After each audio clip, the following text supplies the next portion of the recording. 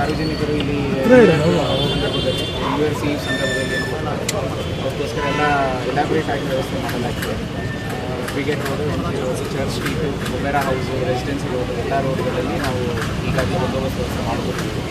ಅದರಲ್ಲಿ ಬ್ಯಾರಿಕೇಡಿಂಗು, ಆಮೇಲೆ lighting, CC cameras, ಮತ್ತು entry exit points, checking points, ಆಮೇಲೆ ಟ್ರಾಫಿಕ್ ಡೈವರ್ಷನ್ ಪಾಯಿಂಟ್ಸ್ ಎಲ್ಲ ಕೂಡ ಈಗಾಗಲೇ ಪ್ಲ್ಯಾನ್ ಮಾಡ್ಕೊತೀವಿ.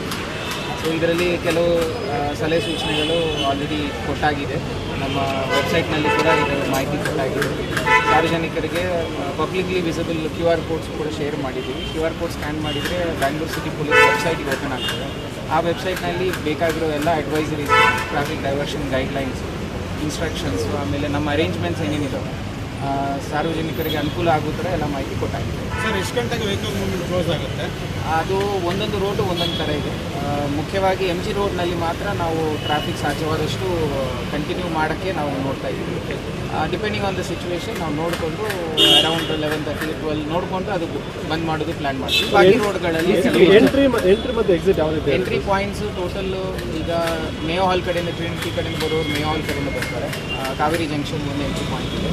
ಮೂರನೇದು ನಮ್ಮ church street entry point KC Das ಹತ್ರ ಇದೆ. ನಾಲ್ಕನೇದು ಅನಿಲ್ ಕುಂಬ್ಳೆ ಸರ್ಕಲ್ ಹತ್ರ ಒಂದು ಎಂಟ್ರಿ ಪಾಯಿಂಟ್ ಒಂದೇ ಡೈರೆಕ್ಷನಲ್ಲಿದೆ. ರಿವರ್ಸ್ ಡೈರೆಕ್ಷನಲ್ಲಿ ಎಂಟ್ರಿ ಪಾಯಿಂಟ್ ನಾವು ಬಿಡಲ್ಲ. ಅಂದರೆ ಒಪೆರಾ ಹೌಸಿಂದ ಬ್ರಿಗೇಡ್ ರೋಡ್ಗೆ ಅಪ್ವರ್ಡ್ಸ್ ಟುವರ್ಡ್ಸ್ ಕಾವೇರಿ ಕಡೆ ನಾವು ಬಿಡಲ್ಲ. ಯಾರು ಬಂದರೂ ಕೂಡ ಈ ಕಡೆಯಿಂದ ಕೆಳಗಡೆ ಕಡೆ ಬರೋ ಥರ ಎಂಟ್ರಿ ಪಾಯಿಂಟ್ಸ್ ಇದ್ದಾವೆ.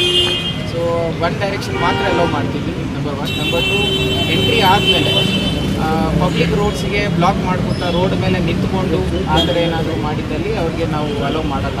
ಪಬ್ಲಿಕ್ ರೋಡ್ಸು ಫ್ರೀ ಬಿಡಬೇಕು. ಸ್ಪೆಷಲಿ ನಮ್ಮ